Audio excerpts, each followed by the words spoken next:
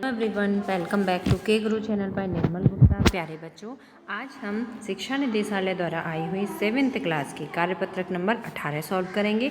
हमारा विषय है हिंदी और हिंदी में हम करेंगे व्याकरण और रचना। बच्चों, व्याकरण का मतलब होता है नियमों का संग्रह, और व्याकरण करते समय हमें सबसे पहले नियमों को ध्यान में रखना चाहिए। नियम जैसे कि वाक्य जो हम लिख रहे हैं वो अर्थपूर्ण होना चाहिए, उसमें कर्ता क्रिया कर्म सही लिखा होना चाहिए, और इसके अलावा मात्राओं की गलती नहीं होनी चाहिए। तो बच्चों, हम आज की जो वर्कशीट करेंगे उसे करते समय ये ध्यान रखेंगे कि किन नियमों के आधार पर हम कर रहे हैं, मतलब जो हम वाक्य लिखेंगे वो बिल्कुल सही होना चाहिए।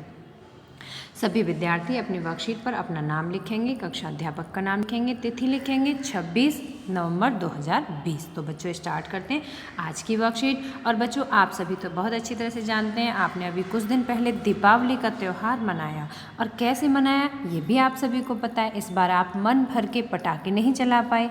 हर बार आप बहुत सारे पटाखे चलाते थे, लेकिन इस बार पटाखे फुलझड़ियाँ नहीं चला पाए। तो बच्चों, आपने फिर दिवाली कैसे मनाई? चलो, तो हम आज की वर्कशीट में यही डिस्कस करेंगे।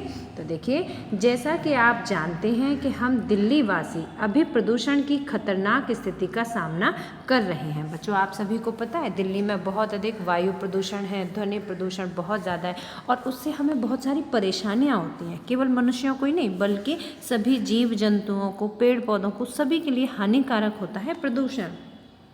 इस कारणवश आप लोग दीपावली के अवसर पर पटाखे भी नहीं चला सके, आप सभी भी नहीं चला पाए होंगे, और प्रदूषण को कम करने में अपना योगदान दिया। बच्चों, ये आपने बहुत अच्छा काम किया, आपने पटाखे नहीं चलाए। इससे वायुमंडल में गैसों का, कार्बन का बहुत अधिकता नहीं हुई, है ना, इससे प्रदूषण नहीं हुआ।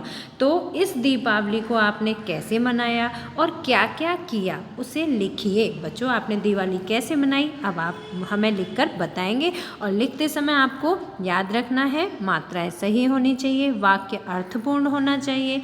ठीक है, तो पहला हमारा टास्क था कि आपने दिवाली कैसे मनाई और आपने क्या क्या किया।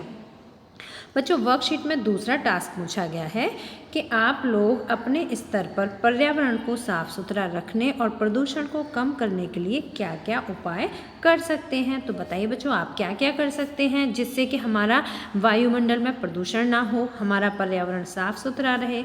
अपने दोस्तों के साथ बातचीत करके एक योजना तैयार करिए। ठीक है, एक योजना बनाइए और उसे लिखिए। तो दोनों प्रश्नों के उत्तर लिखित रूप में देखते हैं। तो देखिए, हमने दिवाली कैसे मनाई पहले हम ये जानेंगे।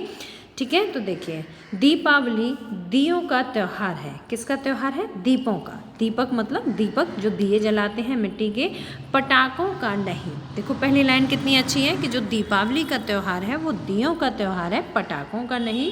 दीपावली का त्यौहार यदि शुभ और सुखद मनाना है तो पटाखों का प्रयोग बिल्कुल नहीं करना है। बच्चों, शुभ और सुखद कैसे होगा? जब हमारा वायुमंडल प्रदूषण मुक्त होगा तो सुखद होगा हमारे लिए।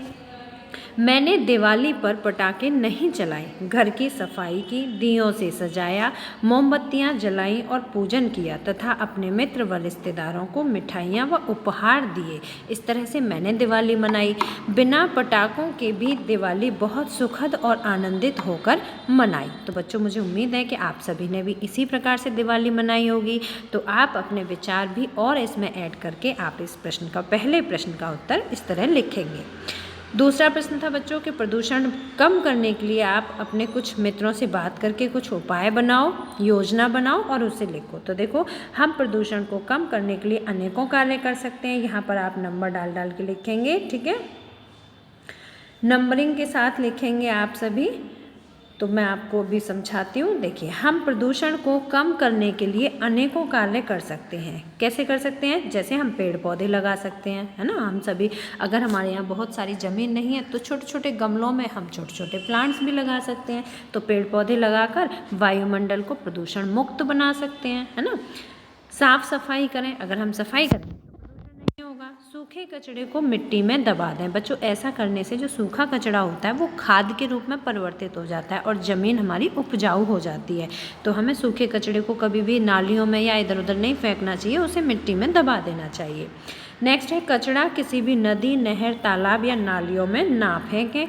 बच्चों ये तो आप सभी जानते हैं कि हमें कोई भी कचरा हो, पॉलीथीन हो, कुछ भी फेंकने योग्य वेस्ट सामान हो, उसे किसी भी पानी के स्रोत में नहीं फेंकना चाहिए। उससे जल प्रदूषण हो जाता है और वो कितना हार्मफुल हो जाता है, कितना नुकसानदायक होता है, केवल मनुष्यों के लिए नहीं बल्कि जो जलीय जीव जंतु होते हैं उनके लिए भी बहुत नुकसानदायक हो जाता है। नेक्स्ट है एक दूसरे को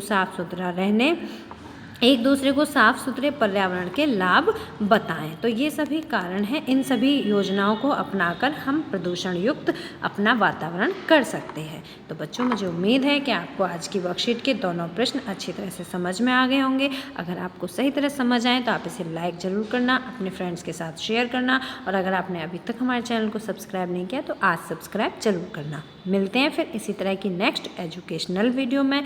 till then bye bye, good luck to all of you.